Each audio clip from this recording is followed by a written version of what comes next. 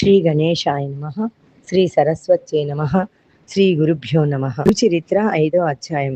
శ్రీగురుని మహిమ విని భక్తి కలిగి ఆయన మహిమ గురించి చింతన చేస్తూ ఆయన దర్శనం కోసం తపిస్తున్న నామధారకుడికి మొదటి స్వప్న దర్శనము, తర్వాత అవధూత ప్రత్యక్ష దర్శనము కలుగుతాయి. ఇది నిర్దిష్టమైన పద్ధతి. రాజు సుమతి కూడా దత్తమహిమ తెలిసి ఆయన భక్తుల అతిథులను ఆయన రూపంగా భావించి సేవిస్తూ ఉండగా స్వామి భిక్షు రూపంలో మొదటి దర్శనమిచ్చి అనుగ్రహిస్తారు. తపస్వి అయిన అత్రి మహర్షికి కూడా దత్తస్వామి మొదట ధ్యానంలో దర్శనమిచ్చి అటు తర్వాతనే మానవాకృతిలో అతిథులుగా ఆశ్రమాలకి వచ్చినట్లు 16 దత్తావతారాల వృత్తాంతంలో దత్త భాగవతంలో ఉన్నది. ఆధునిక యుగంలో కూడా శ్రీ వాసుదేవానంద సరస్వతి స్వామి అనుభవము అలానే ఉన్నది. శ్రీ సాయిబాబా, అక్కలకోట స్వామి చరిత్రలలో కూడా శ్రీ గురు చరిత్ర, శ్రీ గురుగీత పారాయణం చేసే ఎందరికో మొదట ఆ మహనీయుల స్వప్న దర్శనమిచ్చి అటు తర్వాత వారికి ప్రత్యక్ష దర్శనం లభించడం చూడవచ్చు.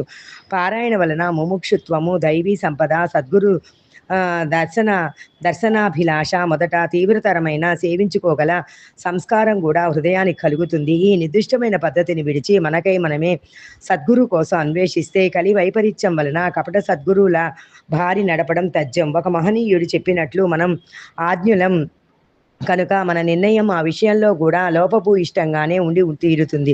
దత్తానుగ్రహం నామధారమక శర్మకు సిద్ధుని దర్శనంగా మాత్రమే గాక ఆయన నిత్యము చదువుకునే శ్రీ గురుచరిత్ర గ్రంథం రూపంలోనూ అందుండి గురులీలను శ్రవణం చేసే భాగ్యంగానూ లభించింది. ప్రత్యక్షంగా శ్రీగురుని సేవించిన సిద్ధుడు రాసినది కనుక ఆ గ్రంథం యథార్థంగా దాని రూపంలో పారాయణ సమయంలో సిద్ధుడే మనకు అది చెప్పినట్లవుతుంది. కనుక తగిన శ్రద్ధతో పారాయణం చేయాలి. నామధారకుడు మహానుభావ, భగవంతుడు కలియుగంలో కూడా 2 సార్లు అవతరించారంటారు కదా, వాటిని వివరించండి అన్నాడు. అతని శ్రద్ధాభక్తులకు సంతోషించి సిద్ధుడిలా చెప్పాడు, మంచిది.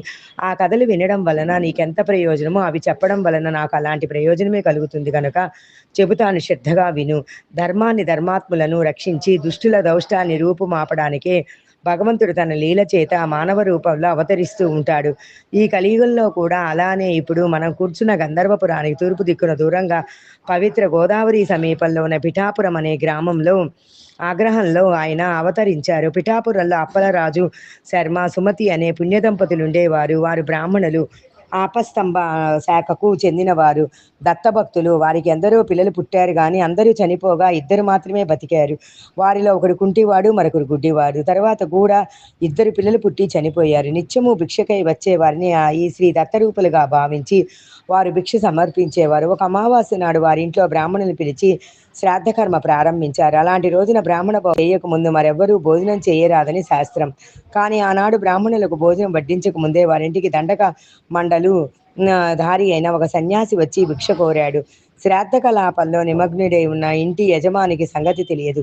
ఇల్లాలైన సుమతి ఆ వచ్చిన సంయమీంద్రుడు శ్రాద్ధ భోక్త అయిన పరమేశ్వరుడేనని, తమ కులదైవమైన దత్తాత్రేయుడిని విశ్వసించి ఆయనకు భిక్ష ఇచ్చింది. ఆమె భక్తి విశ్వాసాలకు సంప్రీతుడై ఆ యతీంద్రుడు యథార్థమైన తన దత్తస్వరూపంలో దర్శనమిచ్చాడు. నామధారక, అప్పటి ఆ స్వామిని చూడడానికి 1000 కనులు చాలవు. వర్ణించడానికి ఎన్ని వేల నాలుకలైనా సరిపోవు. 2 చేతులతో శంఖ చక్రాలు, 2 చేతులతో ఢమరు, త్రిశూలాలు, మిగిలిన 2 చేతులలోనూ జపమాల, కమండలు ధరించి 6 బాహువులతో 3 ముఖాలతో స్వామి వెలిగిపోతున్నాడు.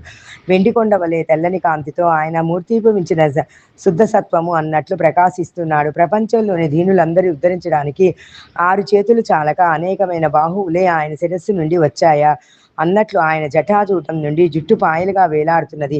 ఆ తల్లి సుమతీదేవి తన జన్మ సార్థకమయ్యేలా ఆ అమృతమూర్తిని ఒడెలెల్లా కళ్ళు చేసుకొని ఆ కన్నులతోనే పానం చేయసాగింది. అప్పుడు ఆ కరుణాకరుడు, తల్లి, అచంచలమైన నీ విశ్వాసానికి సంప్రీతుడయ్యాను. శుద్ధ బ్రాహ్మణులు భోజనం చేయకముందే నేను పరమేశ్వరుడన్న విశ్వాసంతో భోజనం పెట్టావు. నీ అభీష్టం ఏమిటి చెప్పు, నేను తప్పక నెరవేర్చగలను అన్నాడు. స్వామి మాటలు అమృతధారలే ఆమె చెవుల ద్వారా శరీరంలోని సర్వధాతులలోకి ప్రవహించాయి. జగన్మోహనమైన ఆ దత్తాత్రేయ స్వామి దర్శనంతో ఆమె కన్నులు ఆయన యొక్క అమృత వాక్కులు వినడం వలన ఆమె చెవులు బ్రహ్మవాకులే వేదాలను వినిన ఋషి సత్తముల చెవుల వలె పరమ పావనమయ్యాయి. ఆమె కృతజ్ఞతో పరమాత్మ యోగులను కూడా ముగ్ధులను చేసేలా దర్శనమిచ్చావు. అంతేగాక నా చేతి అన్నం స్వీకరించావు.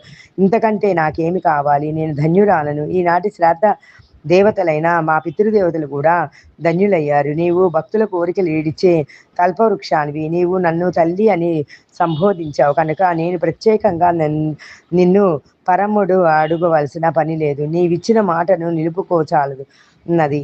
భక్తి శ్రద్ధల వలన జాగృతమైన ఆమె బుద్ధి శక్తికి ఆశ్చర్యకి చేరుగైన శ్రీ దత్తాత్రేయ స్వామి ఇదివరకు అతి మహర్షి అడిగినట్లే ఈమె కూడా లోకానుగ్రహార్థకరమైన కోరిక ఉన్నది అనుకున్నాడు. ఆయన అమ్మ నాతో సమానుడైన పుత్రుడు కానీ నీకు జన్మిస్తాడు.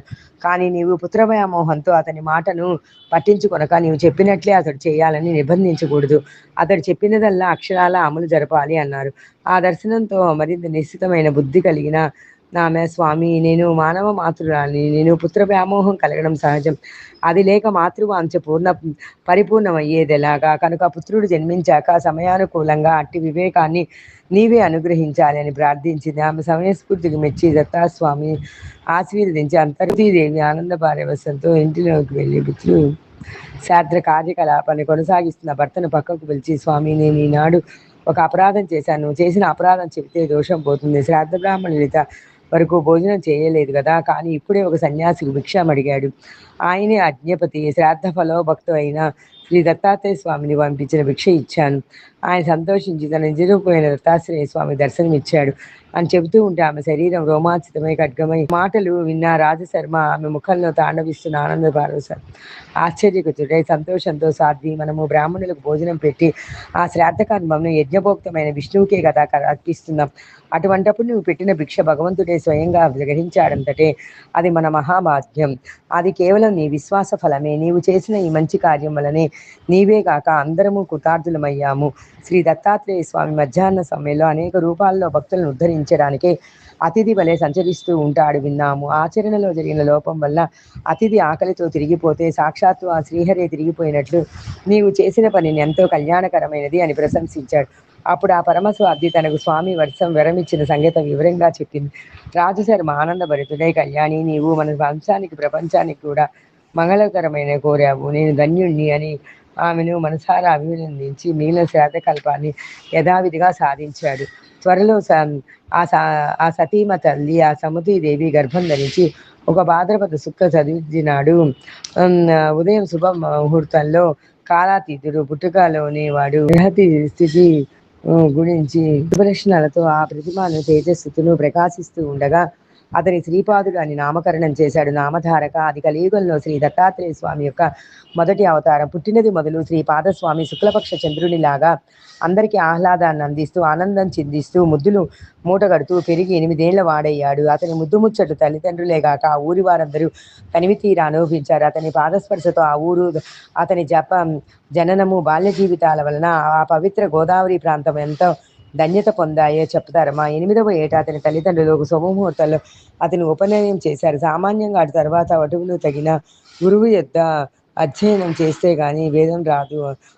ఇలా ప్రాతస్వామి దత్తాత్రేయ స్వామి సుమతీదేవికి ఇచ్చిన మాట యథార్థమని నిరూపించు. ఇది ఆ భగవంతుడికి తప్పని వేరొక సాధ్యమే. ఇలా పాదకుడు 16 ఏళ్ళు ప్రాయం గలవయ్యాడు. ఇంతలో రాజశర్మ తన కుమారుని వివాహం చేయాలని కన్యావేషం చేశాడు. అది తెలిసి ఒకనాడు శ్రీ పాదస్వామి తండ్రితో, నాయన నీవు నాకు వివాహం చేయడానికి తగిన కన్య కోసం అన్వేషించడం లేదు. సర్వ శుభలక్షణాలు కలిగి నాకు తగిన కన్య సిద్ధంగా ఉన్నది. ఆమె పేరు యోగశ్రీ. నేను ఆమెను చేపట్టి సన్యాసి అవుతాను. నేను శ్రీవల్లభుడు కనుక నీ తండ్రికి మాటలు మనస్తత్వాన్ని కలిగించే. కన్నులు నీరు కారుతూ ఉంటే రాజశర్మ గద్గస్వరూపంతో పెళ్ళిపుకుతున్న పుత్ర వ్యామోహంతో స్వామితో ఇలా వాపోయాడు. అబ్బాయి, నీవు గనుక సన్యసించి మా దగ్గర లేకుండా పోతే మేము నీటి నుండి భయపడిన చేప పిల్లల వలె శోకంతో విలవిలలాడి మరణిస్తాము. నీవు సాక్షాత్తు పరమేశ్వరుడి అయినా మా పుణ్యం వలన మాకు బిడ్డపై జన్మించావు. అట్టి నీవే తల్లిదండ్రులమైన మమ్ములను శోకసాగరంలో ముంచి వెలిపేయడం ఉచితమేనా? భగవంతుడవు, ధర్మగోప్తువు, ధర్మ రక్షకుడవు అయినా నీవే పుత్రధర్మాన్ని నిర్వహించుకుంటే ఎలా? నామధారక, ఈ దంపతులకు శ్రీ పాదస్వామియే గాక కుంటివాడు గురుటివాడైనా మరి 2 కొడుకులు ఉన్నారు కదా. రాజశర్మ ఇద్దరిని శ్రీపాదస్వామి వద్దకు తెచ్చి, నాయన నిన్ను స్మరించడం చేతనే సంసార బంధం తొలగిపోతుంది. కానీ అవిటివారైన నీ సోదరులిద్దరిని చూచినప్పుడు మాత్రం మాకు మరలా ఈ సంసార బంధాలు వెనవేసుకుంటాయి. వీరితో మా గతి ఏమిటి అని దుఃఖించాడు. సుమతీదేవి కూడా పనులకొస్తున్న దుఃఖం అణుచుకుంటూ శ్రీపాదుని సమాధానం కోసం ఎంతో ఆర్తితో ఎదురు చూసింది. వారి బాధను గుర్తించిన శ్రీపాదస్వామి అన్నలిద్దరిని తమ అమృత హస్తాలతో స్పృశించాడు. సంజీవిని స్పృశించడం చేత చనిపోయిన వారికి ప్రాణం వచ్చినట్లు స్వామి స్పర్శ చేత ప్రకాశించసాగాడు. ఈ అద్భుత సన్నివేశం కన్నులారా చూచిన తల్లిదండ్రులకు శ్రీపాదుడు కేవలం తమ పుత్రుడన్న భ్రాంతి పటాపంచలైంది. అతడు లేని చోట లేదు కనుక అతడు తమ దగ్గర లేకుండా పోతున్నాడన్న వ్యామోహం అంతరించింది. కట్టి పెట్టుకొని అపరాధము తోచి సుమతీదేవి స్వామిని ఇలా ప్రార్థించి, ప్రభు, నీ మాయ చేత నా పుత్రుడను ప్రేమించాను. నీకు పాలిచ్చి పెంచడం వలన నీవు సర్వలోకాలను పాలించే జగన్మాతకు ప్రభు అన్ని సంగతి మరచాను. అనంతకోటి బ్రహ్మాండాలు నీయందే ఇమిడి ఉన్నాయి. నా భ్రాంతి తొలగించు. అప్పుడు ఆయన తన యథార్థ రూపాన్ని తల్లికి మరొకసారి దర్శింపజేశాడు. ఆ దివ్య మనోహర మంగళ సుకుమార సుందరమూర్తి అయిన ఆమె చూస్తూ ఉండగానే కోటి సూర్యుల కాంతులతో కోటి చంద్రుల చలనంతో చూచేవారి దేహాలలోని ప్రతి అణువును అమృతంలో ముంచి వేసేలా దర్శనమైంది.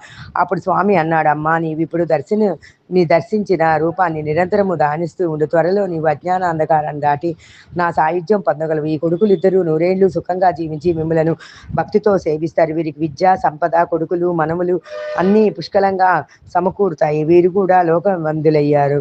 ఈ సోదరిద్దరూ శ్రీ పాదస్వామిని భక్తితో శిశిస్తూ ఉంటే వారితో ఆయన, మీరు తల్లిదండ్రులను ప్రత్యక్ష దైవాలుగా భావించి సేవించి తరించండి. నేను సన్యసించాలి అని చెప్పి తల్లిదండ్రులకు మూమూరు ప్రదక్షిణ చేసి వారి మొదలైన క్షేత్రాలు దర్శిస్తూ వారి గోకర్ణ క్షేత్రాన్ని చేరాడు. అక్కడ మహాబలేశ్వర లింగం రూపంలో సాక్షాత్తు శంకరుడే నివసిస్తూ ఉంటాడు. ఆ లింగాన్ని ప్రతిష్ఠించిన వారు గణేశ్వరుడు. ఆ క్షేత్రం సజ్జనులకు సెలవు. అందువలన ఆ క్షేత్రం సజ్జనులకు ఉద్ధరించడానికి శ్రీపాదస్వామి అక్కడకు వెళ్ళారు అని సిద్ధుడు చెప్పాడు. శ్రీ దత్తాయ గురువే నమః.